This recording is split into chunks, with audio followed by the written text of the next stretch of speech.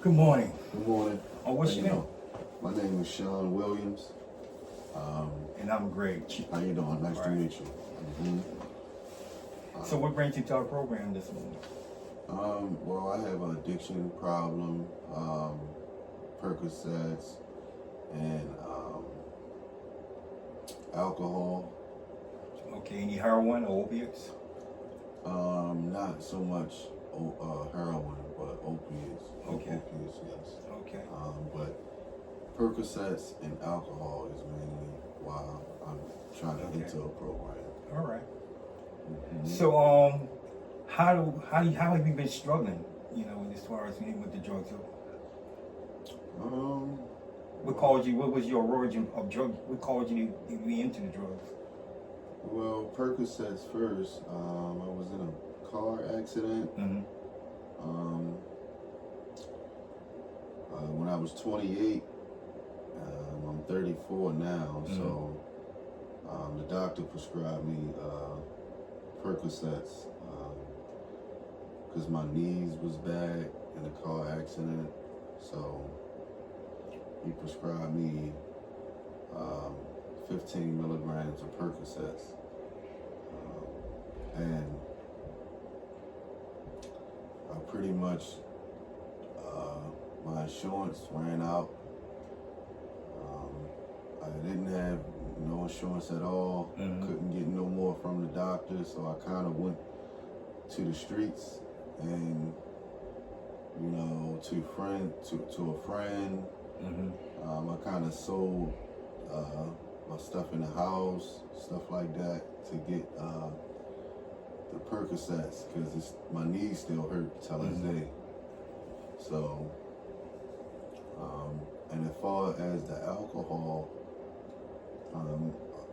I was drinking ever since I was 18. So, Okay. So what?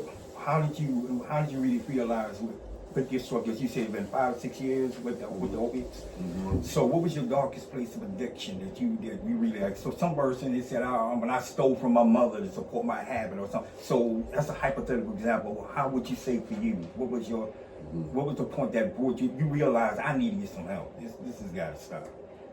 I realized when I needed to get some help was when I went out to actually sold my TV.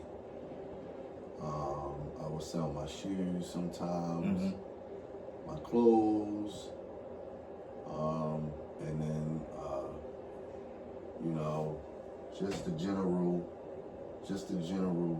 of me just taking from my house, and now I don't have anything. And now that's why I'm seeking treatment, because I want to get off of it. Understood. Okay, so as far as how's your family background? Is your family pretty much you got your family in your life? Yes. So my mom, she pretty much took care of me and my siblings. My father passed away, so she was a single mom. Mm-hmm. My mom was addicted to opioids as well. And she is about 20 years clean, so I just want to follow in her footsteps. Congratulations for her. Yeah. That's cool, man. Yeah.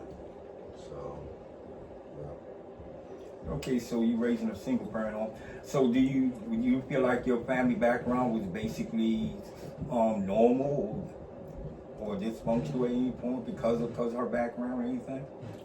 Well, I think that it was kind of dysfunctional because she would depend on, you know, Percocets sometimes, and then would send us off to my grandma's house while she go out and, you know, work a job and then still using Percocets and stuff like that. And going out and drinking and partying, and she had us to go over my grandmother's house.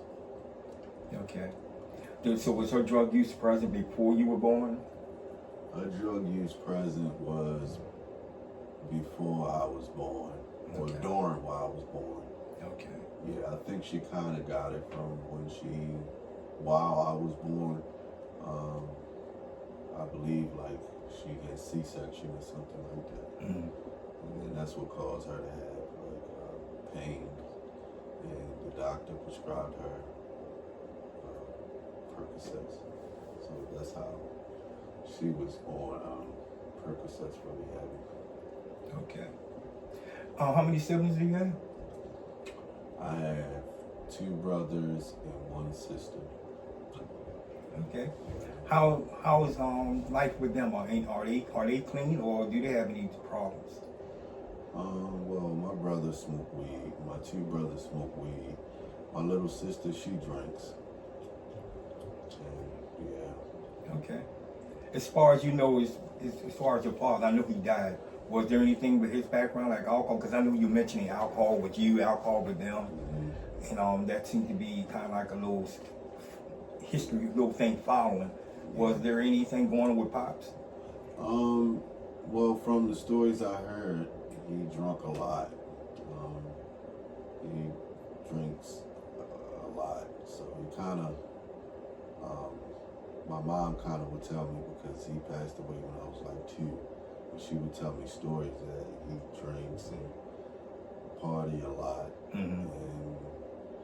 and just go out into different bars and stuff like that. But she only tell me a little bit stuff about it. Mm-hmm. Yeah. Do you feel do they know about your drug addiction? Are they basically supportive of your siblings, or mom's basically supportive? Especially mom, considering she's 20 years clean. How does she feel about your addiction? Yeah, my mom is like, well, you should go seek help. You're selling stuff in the house and you're doing stuff like for money so you can support the drug addiction habit, the Percocets. So you need to go to seek some type of help. How do your siblings feel about it? Well, my siblings, they just like, okay, they don't really care too much because, like, I'm the big brother, so they don't really care that much. They got their own thing going. You do you, I do me. One of those kind of situations. Yeah. Yeah. Do you have any other relationships outside of family? Like, do you have friends that are non-drug users that might be kind of like somebody that's good support? No, all my friends, they kind of like on drugs. Okay. Do the same thing. They kind of like sell stuff to get their high. Yeah. In other words, they're kind of like a toxic environment. Yeah. It's not a really good thing to be around. Yeah. How about a significant other, a girlfriend, fiance, anything like that? No, I don't have too much of a girlfriend. Well, a few years ago, one of my ex-girlfriends passed away. And she kind of OD'd. So. Mm-hmm. But she dealt with drugs too. Yeah. Okay. So I've been single since she passed away. Okay. So. Considering your background, any kids? Do you have any dependent children? No kids. No children. Well, that's fortunate for yourself, because like you said, I know it's your background. With a little thing in our industry we call nature versus nurture. Mm-hmm. Usually, if you have one parent or 2 parents that has an area of addiction, Mm-hmm. it increases the potentiality of the child or the children themselves becoming addicted. So that can kind of explain why y'all going through this. So when you have all you need was like a basic trigger point. So when you're having that accident like that was just basically a trigger point to make it easier, so you can be able to deal with that.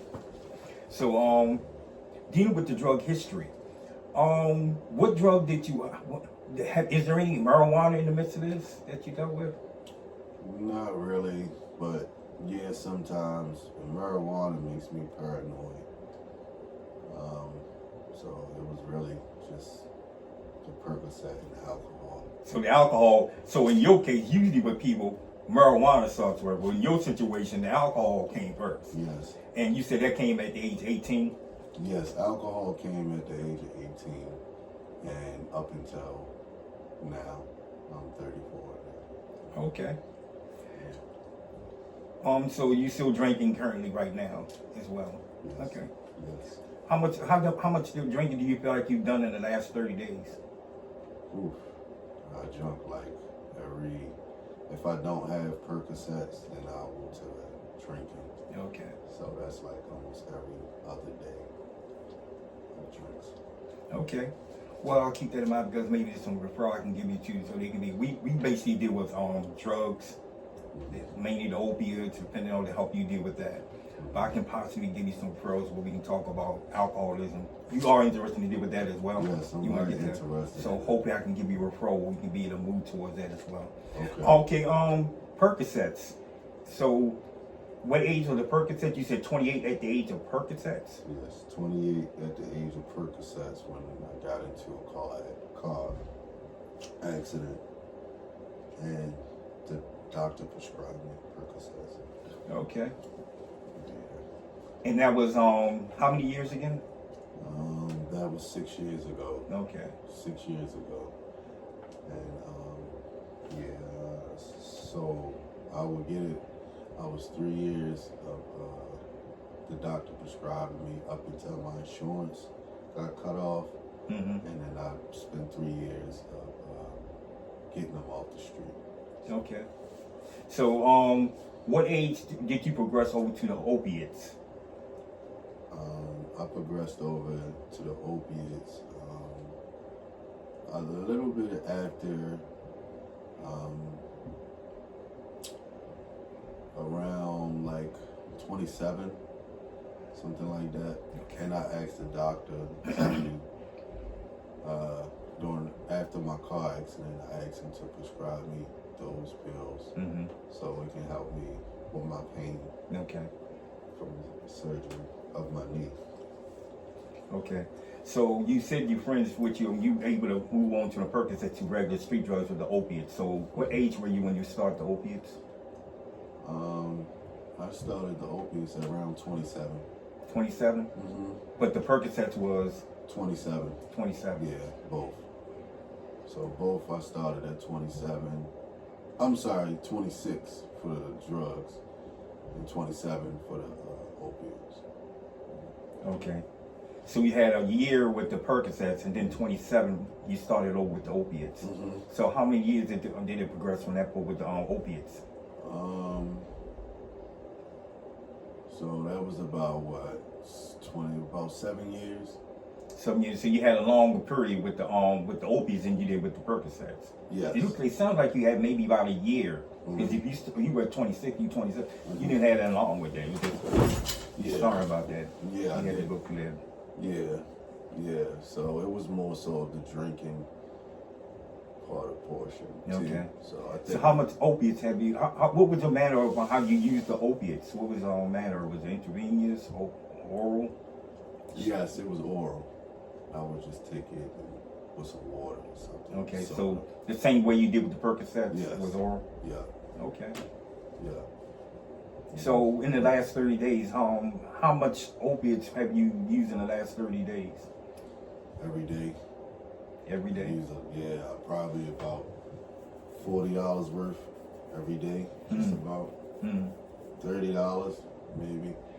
On the worst day, $15 on the worst day. On a good day, it could be up to like $100. How much money do you spend on alcohol with your drinking?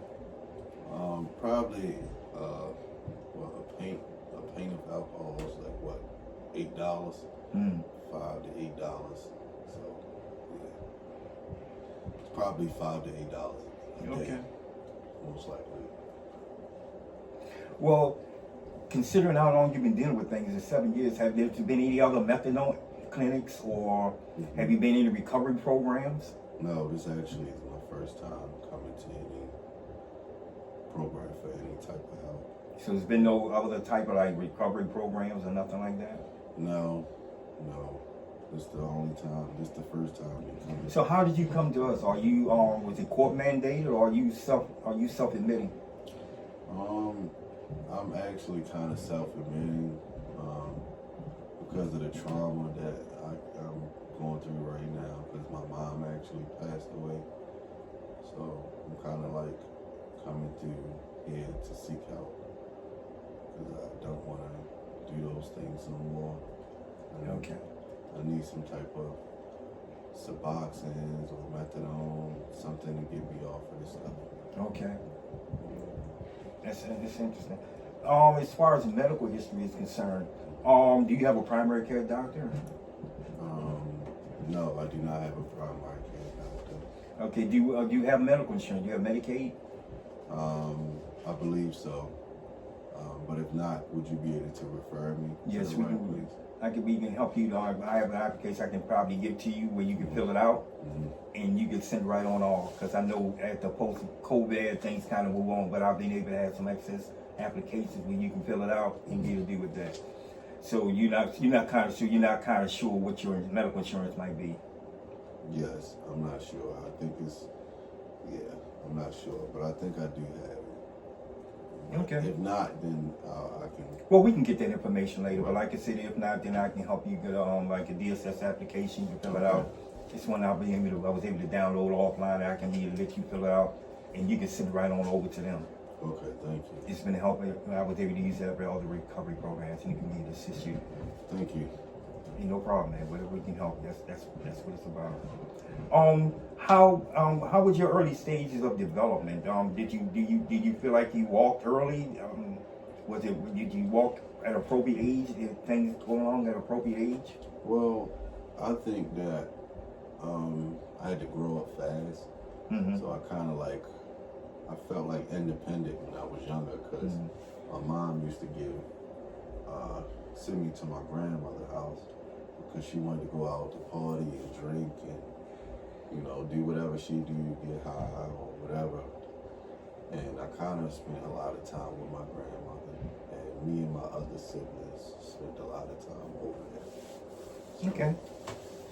So you felt, and you did walk and talk and read everything was at an appropriate age. It wasn't taking long to do that. You did walk and talk and read at an appropriate age. Yes, I was fine. Okay. Yeah, I could read, I could talk, I could walk, and I had to learn fast. So.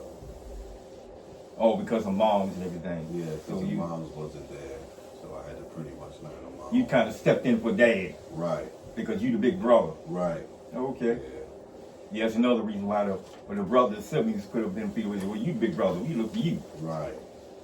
So, yep, I had to kind of like babysit and stuff like that too. As I got in my teenage years, I kind of, I had not a good background with school either. So. You didn't? Not a good background in school? Did you, let's talk about that. What's your highest grade that you completed in school? The 10th grade. 10th grade? Okay, did you drop out? Yeah, I kind of dropped out during the 10th grade, and yeah. Was it, do you feel like the drugs was an issue? Why? Well, alcoholism, because you said the drugs didn't really come into play until you got the Percocets. Yeah. So, was it because of the alcoholism, the drinking, or? And I think it was the alcoholism. When as soon as I dropped out, then I picked up the alcohol. And then I dropped out because my mom needed me to watch my younger siblings. Okay. And that's what I started like drinking and inviting people over the house while my mother was at work. Okay. So in other words, the kind of drinking came along to kind of cope with the pressure of doing things that a teenager shouldn't have the pressure to be able to do. Yes. Yeah, you too much pressure for that. Because you was age, what time when you were doing this? Around 17. 17. 18. Yeah, you close to your age. You only had like 2 more grades to go. Yep. Have you ever been able to go back and kind of like get your GED? No. Would you be able to help me with that? Yes, we can. I can give you some resources. Okay. I can tell you right now, but a couple of colleges I know right now that I graduated from, like CCBC has a GED program that you can be able to go there and you can work with them. They can help you. Okay. And if you do you have transportation, No. this go well. You can take the bus over there. I can give you the bus schedule, let you know how you can take the 62 and the other buses that you can get over there. Okay. And they have a nice tuition, everything is affordable. Okay. And hey, you know, there's a beautiful thing about it. If you had any kind of like higher educational goals, you can go right from GED program and be able to help you switch right over. That you see what you can be able to do in the future. That you before you experienced being pulled out of school because of the responsibility. Was there anything that you wanted to get into after school? Did you want to go to college or trade school or anything like that? Yeah, I kind of wanted to be an electrician. Okay. So if you get your GED, then you would like to kind of get into a journeyman school where you can get certified. Yeah. So Okay. that's like what I'm heading towards after I finish the program. Okay, I think CCBC, their Dundalk campus has like an electrical where they can help you with that, or I know they had something in carpentry, they can help you with that. But you can talk to the student advisor and they can try to fill you in on that, because I know your main goal right now, they can help you with the GED and be able to get you straight with that. Yes, that would be great for me. I would love for that. Thank you for all your help. I appreciate it. Hey, that's what it's about, man. My job as a counselor is to help you help yourself. I want to see you progress and move forward in your life. And these are setting you up, you have some goals. I'm kind of sitting on where you have short-term, long-term goals. I don't know if you'll be assigned to my caseload or not, but whoever it is, then they can pick it up from that point, or we can pick it up from there and go even deeper. Okay. So when do I start enrolling into the program? Well, we're doing the intake right now. Okay. This is the intake process. I'm going through the questionnaire process and see to get a background, how we can best refer you, what the recommendations should be, and we can move on from that point. Moving to the next part, mental health. Have you been diagnosed or any kind of mental health? Is there any kind of mental health issues? Well, just anxiety and depression. I was prescribed trazodone for anxiety and depression, and I just don't take it. So What age were you diagnosed with your anxiety? around 18. Around 18? Mm-hmm. Okay. So around 18 is when I was diagnosed. Have you been seeing a mental health therapist or a psychiatrist? No, not necessarily. No. I was seeing, my doctor prescribed me with that. And yes, I'm sorry, I did see the psychiatrist. Okay. That's who prescribed me. Okay, how long were you with the psychiatrist? I was with the psychiatrist up until now. So Okay. So you're still meeting with them? Psychiatrist, yes. Okay. Was your anxiety to the point where there had to be some like hospitalizations, like Shepherd Pratt or anything like that? It didn't get to that point. I just wanted to get into the program before Things got to that point. So the medication they prescribe for you keeps you stable, keeps you mellowed out, where things keep going from that point. Yes, when I actually take it. So sometimes I don't take it. Okay. Because I want the drugs sometimes. Okay, so that's where you have to manage on that point. Yeah. Okay. Yep.